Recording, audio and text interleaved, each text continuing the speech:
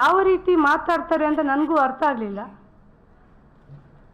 ಅವ್ರು ಹೇಳ್ತಾರೆ ಈ ಮಗುವನ್ನು ಸಾಂತ್ವನ ಕೇಂದ್ರಕ್ಕೆ ಬಿಡಬೇಕು. ನನ್ನ ಹತ್ರ ರೆಕಾರ್ಡ್ ಇದೆ, ನಾನು ಯಾವುದು ರೆಕಾರ್ಡ್ ಇಲ್ಲದೆ ಮಾತಾಡೋದಿಲ್ಲ.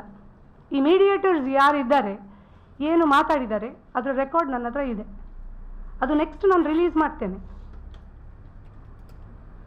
ಸಾಂತ್ವನ ಕೇಂದ್ರಕ್ಕೆ ಮಗುವನ್ನು ಬಿಡಬೇಕು, ಫಸ್ಟ್ ಪಾಯಿಂಟ್.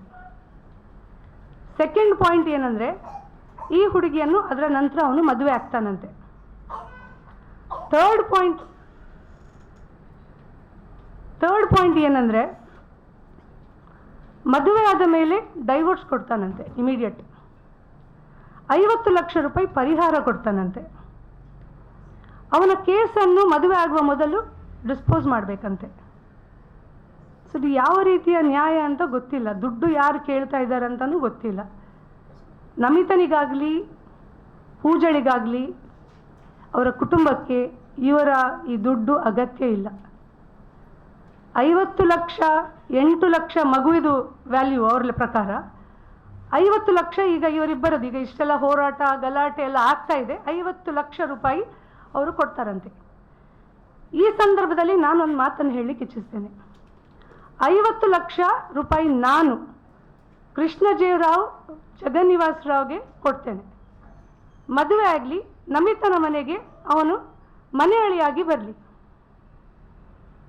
50 ಲಕ್ಷ ರೂಪಾಯಿ ಮಾತಾಡ್ತಾ ಇದ್ದಾನಲ್ಲ, ಇವರು ಹೊಡೆಯುವ ಮಾತನ್ನು ಮಾತಾಡ್ತಾ ಇದ್ದೇನೆ, ನಾನು ಒಂದು ಮಾಡುವ ಮಾತನ್ನು ಮಾತಾಡ್ತಾ ಇದ್ದೇನೆ. 50 ಲಕ್ಷ ರೂಪಾಯಿ ನಾನು ಕೊಡ್ತೇನೆ ಜಗನ್ನಿವಾಸ ರಾವ್ ಅವನ ಹೆಂಡತಿಗೆ. ಅವರ ಮಗನನ್ನು ನಮಿತನ ಮನೆಗೆ ಮನೆ ಅಳಿಯಾಗಿ ಕಳಿಸ್ಲಿ, ಮದುವೆ ಮಾಡಿಸ್ಲಿ. ಇವತ್ತು ಪೂಜಾ ಇಲ್ಲಿ ಮಾಸ್ಕ್ ಹಾಕಲಿಲ್ಲ, ಇನ್ನು ಮುಂದೆ ಪೂಜಾ ಮಾಸ್ಕ್ ಹಾಕುವುದಿಲ್ಲ.